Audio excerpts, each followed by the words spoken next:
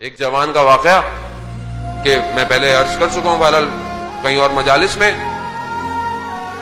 کہ وہ ایک عالم دین کے ساتھ تھا، ایک شخص کے ساتھ زیارت کا سفر کر رہا تھا، رستے میں نماز کا وقت ہوا تو اس نے برابر والے سے کہا، بعض کتاب میں عالم دین ہے، بعض میں کوئی شخص ہے، کہا کہ اگر آپ نہیں پڑھ رہے تو میں فوراً نماز پڑھ کر آ جاؤں۔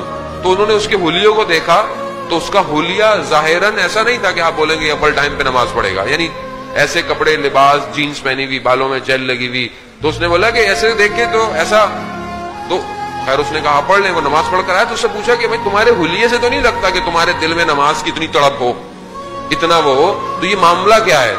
تو اس نے بتایا کہ میں کچھ عرصے کے لیے اپنی ڈگری کرنے کے لیے فرانس چلا گیا اور پیرس میں رہتا تھا، لیکن گھر بہت مہنگے تھے، رہائش بہت مہنگی تھی، تو میں نے رہائش کچھ فاصلے پر رکھی ہوئی تھی، 1-2 گھنٹے کی فاصلے پر شہر سے باہر۔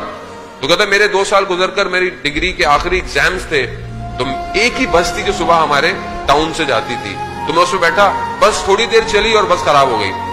بس جب خراب ہوئی تو مجھے تھوڑی سی بے چینی ہوئی، لیکن وہ بس ڈرائیور لگا رہا مگر بس صحیح نہیں ہوئی۔ میں ہائی وے پہ آیا کہ شاید کوئی گاڑی گزرتی ہوئی مل جائے، تو مگر کوئی گاڑی بھی نہیں آئی۔ جب وقت گزر گیا اور ڈرائیور نے بولا کہ مکینک لانا پڑے گا، گاڑی صحیح نہیں ہوگی، تو کہہ رہا میرا اضطراب بڑھ گیا اور مجھے ہوا کہ میں اتنی جو محنت کی تھی وہ کہیں ضائع نہ ہو جائے۔ تو کہتا ہے میں سڑک کنارے بیٹھ گیا اور جب میں نہیں آیا تھا یہاں تو میں نماز کا پابند تھا، لیکن یہاں آ کر تھوڑا میں سست ہو گیا، نماز میں کوتاہی کرنے لگ گیا۔ اس وقت میں نے وقت کے امام کو پکارا اور کہا یا امام زمانہ مجھے اس مشکل سے نکال دیجئے، میں وعدہ کرتا ہوں نماز آئندہ اول وقت پڑھوں گا۔ کہتا ہے میں نے جیسے یہ اپنے ضمیر سے گفتگو کرتے ہوئے اپنے مولا سے توسل کیا تو میں نے دیکھا کہ اچانک سے کوئی شخص آیا اور اس نے ڈرائیور کو بولا کہ بس اسٹارٹ کرو۔ اس نے جیسے ہی اسٹارٹ کی بس اسٹارٹ ہو گئی۔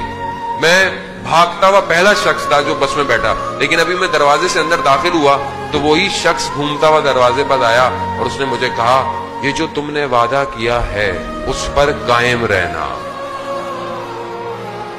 کہتا ہے میں ایک دم میرا بدن خشک ہو گیا ایک دم کہ اس شخص کو کیسے پتا چلا کہ میں نے کوئی وعدہ کیا ہے؟ ابھی میں سمجھتا کہ یہ شخص کون تھا، دیکھا تو وہ شخص غائب ہو گیا۔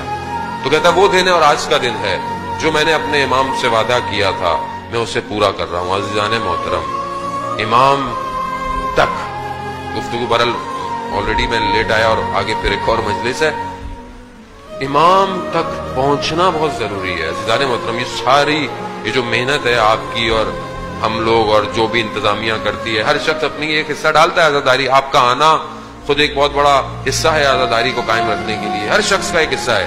اس سب کا اجر جو ہے وہ امام کی نصرت ہے۔